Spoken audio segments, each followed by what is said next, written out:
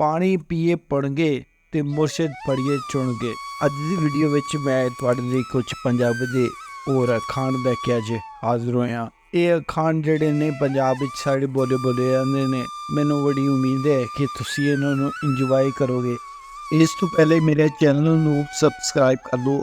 अगर तुसीं इस चैनल ते नवे हो इनूं लाजमी सबसक्राइब करो ताकि मेरी इहो जिहियां वीडियो तुहानूं मिलदियां रहंदियां।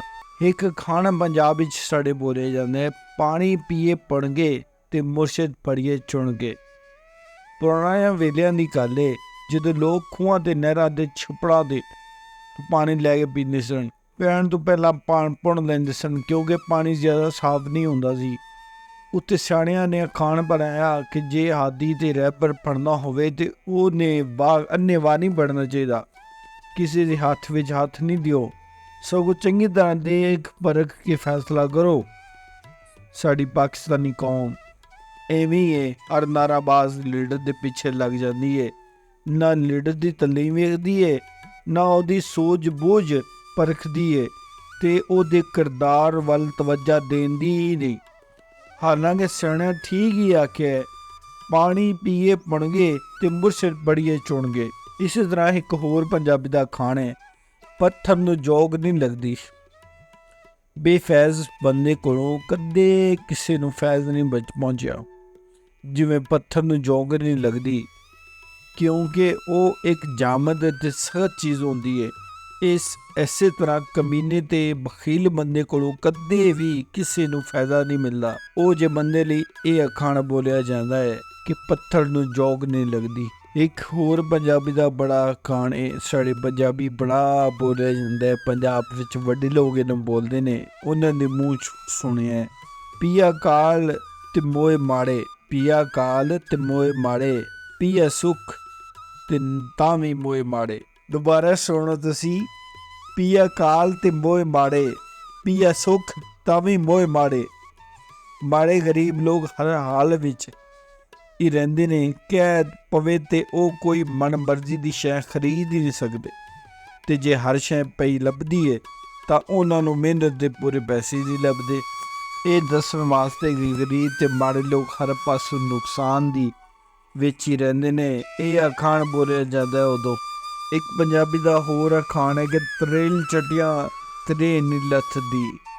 मतलब इहदा यह है कि तरेल दे कतरे बंदे दे तरे नहीं बुझा सकदे। बंदे नूं किसे विच कंजूसी नहीं करनी चाहिदी। ये अखाण उदों बोलिया जाता है जदों किसे बारे दसना होवे कि वो किसी काम विच खुले दिल नाल खर्च नहीं कर रहा, सगों बहुत ही ज़्यादा कड़स ते कंजूस है। छोटियां छोटियां बचतां ही करता रहता है पर छोटियां बचतां नाल कुछ नहीं बनता। इस वास्ते सियाणे आखदे ने कि तरेल चटियां तरे नहीं लथदी। पंजाबी दा एक होर अखाण है कि तेल हट्टी दा ते घ्यो जट्टी दा।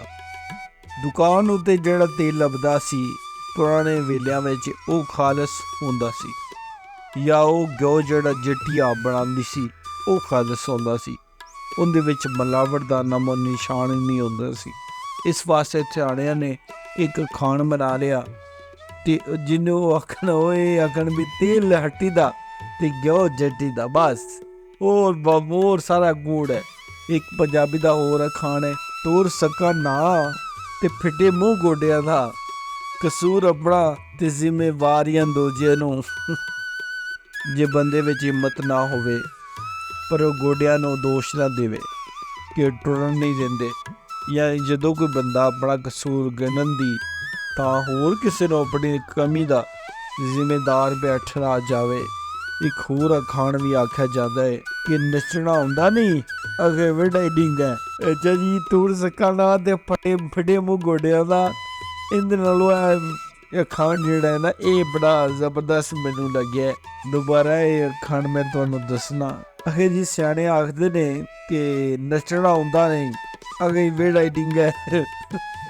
ठुल्ले कपड़े हंड दे चंगे ने, ठुल्ले कपड़े हंड दे चंगे ने, मोटे कपड़े बहुते हंडदे ने। एक हकीकत की निशानी है कि मोटे कपड़े होंदे तो सादा ने, फैशन वाली गल नहीं होंदी, पर एक खूबी तो होंदी है। वो ये है ਕਿ ਫੜਦੇ ਚੰਗੇ ਨੇ। ਆਖਿਰ ਜਿਹਨੇ ਖਾਧੀਆਂ ਗਾਜਰਾਂ ਢਿੱਡ ਉਹਨਾਂ ਦੇ ਪੀੜ। ਜਿਹੜੇ ਗਲਤ ਕੰਮ ਕਰਦੇ ਨੇ ਉਹਨਾਂ ਨੂੰ ਨੁਕਸਾਨ ਵੀ ਉਠਾਉਣਾ ਪੈਂਦਾ ਹੈ। ਇਹ ਖਾਣਾ ਉਸ ਵੇਲੇ ਬੋਲਿਆ ਜਾਂਦਾ ਹੈ ਜਿਸ ਵੇਲੇ ਕੋਈ ਬੰਦਾ ਹਰ ਅਸੂਲ ਨੂੰ ਤੋੜਦਾ ਪਹਿਲਾਂ ਕੋਈ ਕੰਮ ਕਰ ਲਵੇ ਮਗਰ ਰੋਣ ਬਹਿ ਜਾਵੇ, ਯਾਨੀ ਪਹਿਲੇ ਉਹ ਕੰਮ ਕਰ ਲਵੇ ਤੇ ਉਹਦੇ ਮਗਰੋਂ ਉਹ ਰੋਣ ਬਹਿ ਜਾਵੇ ਵੀ ਮੈਂ ਕੀ ਕੀਤਾ ਹੈ, ਮੈਨੂੰ ਨਹੀਂ ਕਰਨਾ ਚਾਹੀਦਾ ਸੀ। ਸਿਆਣੇ ਆਖਦੇ ਨੇ ਜਿਹੜੇ ਗਲਤੀਆਂ ਕਰਨਗੇ ਉਹ ਫਿਰ ਉਹਨਾਂ ਦੇ ਨਤੀਜੇ ਵੀ ਭੁਗਤਣਗੇ। ਜਿਨ੍ਹਾਂ ਖਾਧੀਆਂ ਗਾਜਰਾਂ ਢਿੱਡ ਉਹਨਾਂ ਦੇ ਪੇਟ। ਪੰਜਾਬੀ ਦੇ ਅੱਜ ਦੇ ਖਾਣ ਮੈਂ ਪੇਸ਼ ਕੀਤੇ ਨੇ। ਮੈਨੂੰ ਉਮੀਦ ਹੈ ਅਗਰ ਤੁਸੀਂ ਆਪਣੇ ਬਜ਼ੁਰਗ ਜਿਹੜੇ ਤੁਹਾਡੇ ਕੋਲ ਬੈਠੇ ਨੇ ਅਗਰ ਉਹਨਾਂ ਕੋਲ ਬਹਿ ਕੇ ਜ਼ਿਕਰ ਕਰੋਗੇ, ਉਹਨਾਂ ਨੂੰ ਸੁਣਾਓਗੇ, ਉਹ ਇਹਨਾਂ ਨੂੰ ਬੜਾ ਇੰਜੋਏ ਕਰਨਗੇ। ਬਹੁਤ ਸ਼ੁਕਰੀਆ।